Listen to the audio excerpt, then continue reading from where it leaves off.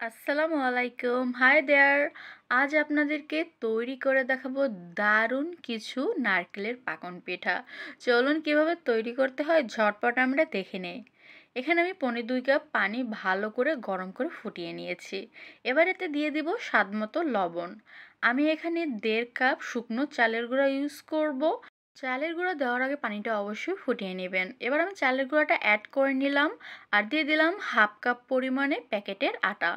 আমি স্প্যাচুলা দিয়ে একটু ফাঁকা করে নিলাম। এবার এতে অ্যাড করে নিব 1 কাপ পরিমাণে নারকেল কোড়া।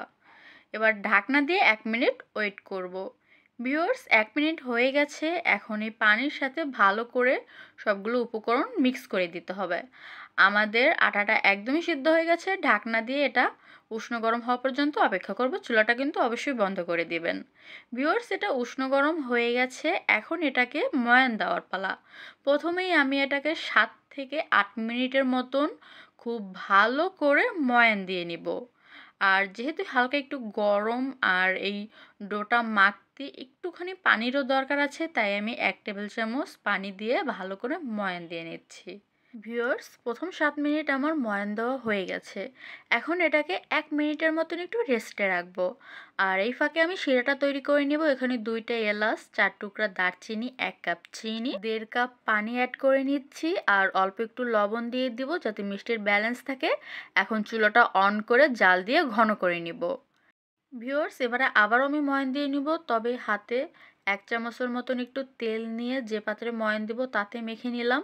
তারপর ভালো করে আরও 5 মিনিটের মতন এই ডোটাকে আমি ময়ান দিয়ে নিব। ডো যত ভালো করে ময়ান দিবেন, পিঠেগুলো ভাজার সময়ও ফেটে যাবে না আর বানানোর সময়ও ফেটে যাবে না, পারফেক্ট হবে। তাই অবশ্যই ভালো করে ময়ান দিয়ে নিতে হবে। আমার 5 মিনিট ময়ান দেওয়া হয়ে গেছে। এখানে আমি কিছু পিঠার ছাঁচ নিয়েছি, এগুলো কিনে নিয়েছি। প্লাস্টিকের আর মাটির রয়েছে, এগুলোকে আমি ভালো করে তেল ব্রাশ করে নেব। তাহলে পিঠেগুলো তৈরি করার সময় এর গায়ে লেগে যাবে না, পিঠেগুলো শেপ দেওয়ার পর তুলতে সুবিধা হবে।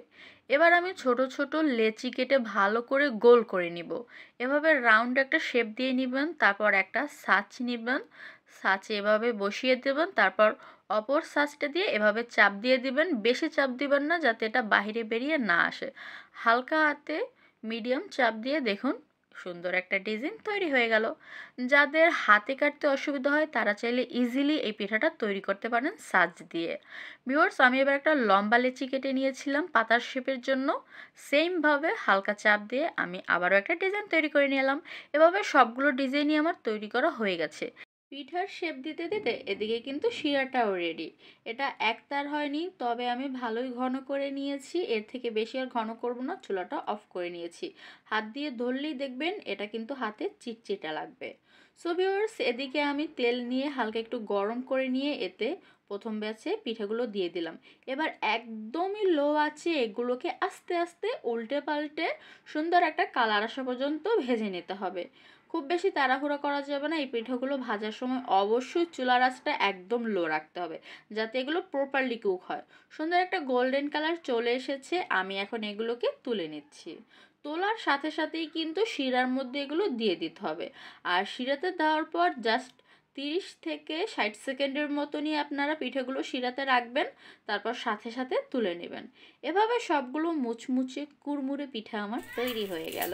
সো ভিউয়ার্স, যাদের হাতে কাটতে ডিজাইন হাতে কাটতে অসুবিধা হয় তারা কিন্তু এই ছাঁচের সাহায্যে খুব ইজিলি এই পিঠাগুলো তৈরি করে নিতে পারবেন। সো বাসায় অবশ্যই তৈরি করবেন আর আমাদেরকে কমেন্ট করে জানাবেন যে এই রেসিপিটা আপনাদের কেমন লাগলো। Thank you so much. ইনশাল্লাহ আবারও দেখা হবে। ভালো থাকবেন। আল্লাহ হাফেজ।